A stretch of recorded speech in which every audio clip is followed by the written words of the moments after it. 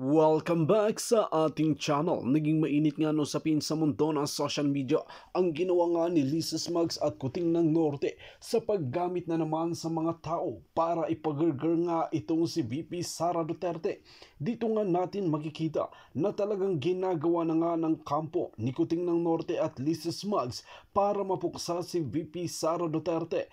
Kung makikita natin, kamakailan nga ay talagang binanatan at binira ni VP Sara Duterte ang mag-asawang ito at talagang paiimbestigahan pa ang kanilang mga alipores kasama na si Kuting at Lisa Smugs. Ngayon nga ay ginagawa na nila para matodas nga itong si VP Sara Duterte. Dito natin mapapatunayan na nakatakas nga si VP Sara Duterte sa mga masasamang tao na ginagamit nga ni Lisa Smugs at Kuting ng Norte. Kaya naman ngayon ay buwelta na si Vice President Sara Duterte at talagang hindi na talaga tatantanan at titigilan itong si Kuting ng Norte at Lisa Smugs na to para pagbayaran ang kanilang masasama na ginagawa. Higit sa lahat, hindi na nga nila ginagampanan ang kanilang tungkulin sa bansang Pilipinas ay talagang gagawa pa sila ng mga kabalbaran at karumal-dumal para kay VP Sara Duterte.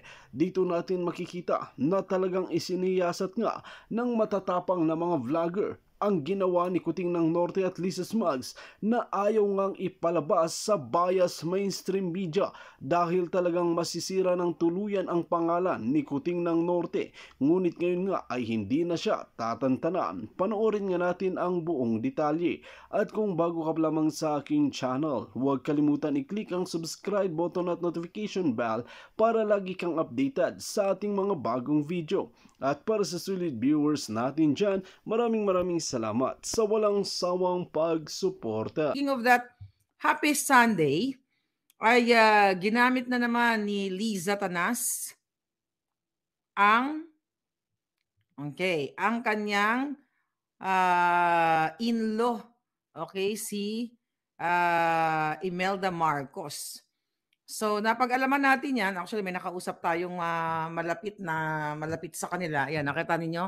Dahil sa pagbate niya. Ayan, ginamit na naman ng mga hudas si Imelda Marcos sa kanilang dinner.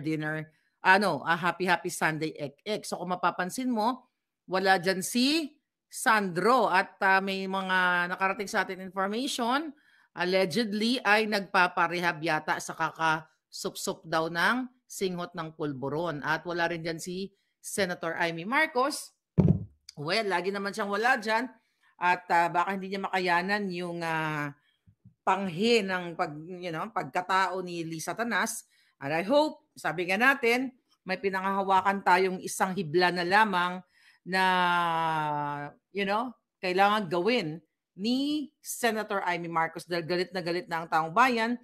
Kayo, kahit na kayo ay talagang umaasa pa rin, pero ang sabi nyo nga ay manggagamit si Senator Amy hanggat hindi pa siya tuluyang magsabi sa publiko na ang kapatid niya ay hindi fit maging presidente dahil ito ay addictus benedictus at na-witness niya mismo nung sila ay mga bata pa. At ang nagpapatakbo ay ang kanyang sister-in-law na hudas, ahas at lahat-lahat na. So ngayon, siyempre kasama din si Senator Amy dyan na sinasabi ng taong bayan na siya ay inaahas din niya o ine-etchos kayong mga mamamayang Pilipino. Dahil kung meron dito talagang ang nagpahamak sa taong bayan, ayon sa mga komento, kundi ang pambansang ate. Okay? Dahil alam niya na ang kanyang kapatid ay isang addictus benedictus. So kailan siya magsasalita? Tignan natin at you'll never know, maybe sooner or later. Pero yung iba, sukang-suka na sa kanya at talagang gusto nyo na siya magsalita. But tignan natin. And because, si Inday Sara at si Amy ay nagkakaututang dila pa rin. Tignan natin kung ano ang gagawin ni Senator Amy. Kung totoo ba yung mga nakarating sa atin na information na anytime soon ay mayroon siyang maninindigan siya para sa inyo. We'll see. Okay? Konting panahon na lang yan. Batiin muna natin si Solid Maharlika nako, si Barkadahan. Yan, thank you, Palangga. Okay, let's talk about, okay, si Winnie Rosario, sabi ni Rachel Tan, gusto ko itong papuri mo, dahil Sunday. Wow, ang ganda naman ng kulay ni Palangga. Yes, syempre talagang gusto ko magpakulkul at syempre with matching, with matching lipstick na bonggang-bongga for that purple. Di ba? Di ba? Di ba? Bongga na bura na kasi nag-inom ako ng kape. So ngayon, mga hitad, ito na ang mga chika boom boom. It's not chika boom boom. Ito po ay nakakasuka, nakakarimarim na kailangan ninyo talagang kumilos. At actually, may nakausap tayo ng mga men in uniform. Actually, men in uniform na itinapon siya sa bundok ng hibok-hibok dahil, talagang gusto ni Lisa Tanas at ng gobyernong Bangag yung nakaupo sa mga posisyon na gusto nila ay katulad nilang mafia. So yung mga matitino ay tinatapon sa bundok ng hibok-hibok. Again, sabi ko nga kagabi, itong laban natin between good and evil o between Bangag at Maisog. Imagine nyo mga kababayan, ayan, namigay si Romualdez na naman. Ayan, Romualdez Rice, nagba-viral na yan. Halos lahat nag-post na yan. Okay, nagbigay ng 2 kilong buga. Ilan yan? Mga 1 kilo lang yata yan, no? Actually, magaling ako sa pagtansya, I'm good at estimation. This is 1 kilo lang, no? Parang 1 kilo lang binigay. Isa ba yan? 2, wala naka-label. Anyway, bakit ginagawa yan ni Romualdez? Syempre, yan ay name recall. Actually, bawal yan dahil may batas na politiko. Kung natatandaan niyo, noong February of this year, nagsabi si Baste, hinamon niya yan si Martin Romualdez Tambaluslos na punot dulo ng kahirapan ninyo lahat dahil punot dulo ng pagnanakaw simula pa nung Marcos Sr. ang kanyang pamilya, ang mga Romualdez. So hinamon niya ni Baste na kung magbigay-bigay ka, 'di ba? Subukan mo magbigay ng hindi nakalagay ang iyong pangalan. Kasi ang mga Duterte pag nagbigay sila ng ayuda, hindi nila nilagay ang pangalan nila, from the people of Davao. Not from Duterte, but from the people of Davao kasi hindi naman pera yan hindi yan pera ni Romualdez. Pera yan ng taong bayan, pera ng taxpayers.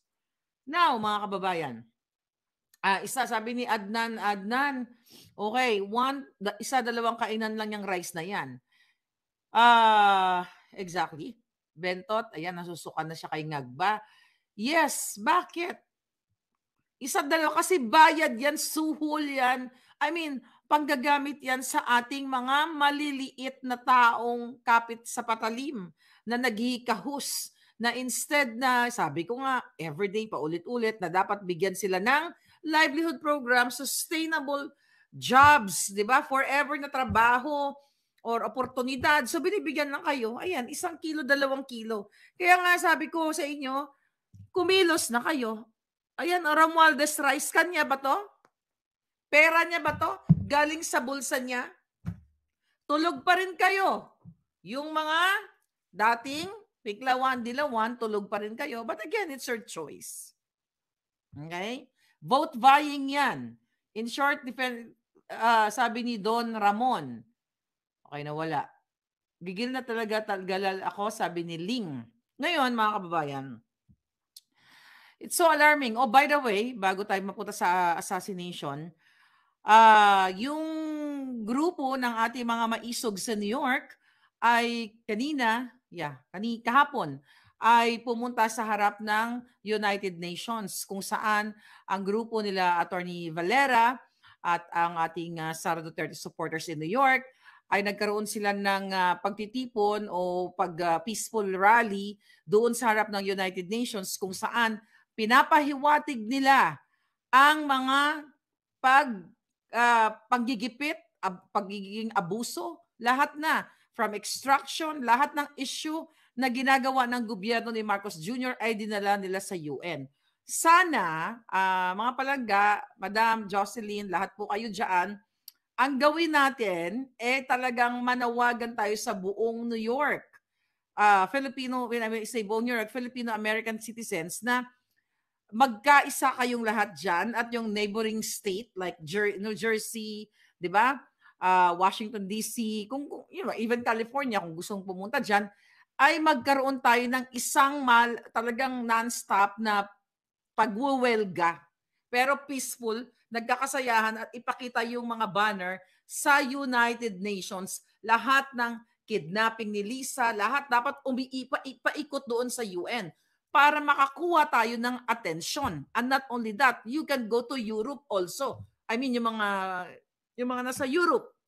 Diba? Ibig sabihin, pwede din natin gawin sa Europa, kung saan may UN, at dito sa New York. And that's good idea po. I'm so happy na ginagawa ninyo yan at makakuha tayo ng awareness dito sa United Nations International dahil wala na nga tayong kakampi sa mainstream media dahil hawak na lahat ni Liza Tanas, ni Tambaluslos at ni Bangag Jr. So yun ang way natin all over the world para magbigyan ng pansin itong problema natin na ibabala na nga kayo sa gera. At ibabala na kayo sa bang. Gusto kayong gurgurin ng mafiyang gobyernong ito. Kaya nga sabi ko, it's your choice. Ano ba title natin? Planong assassination attempt ni Liza Tanas at Tamba Bangag. Alright? So napag-usapan natin the other day, I believe, yung tungkol din sa breaking news natin na planong paggurgor kay Attorney Vic Rodriguez, mga kababayan. This is alarming. Hindi po si Attorney Vic Rodriguez ang unang may planong gurgurin. Dahil, mga kababayan, ako mismo 3 pagplano nilang gurgurin ako. At nai-report natin yan sa FBI. So according to our source, mga kababayan, ang may plano nito, okay, ba't nawala ako? Okay. Ang may plano nito, mga palangga, wala namang iba. Sino bang kaaway ni Attorney Vic Rodriguez? Wala siyang kaaway. Wala kaming kaaway. It just so happened na kritiko kami.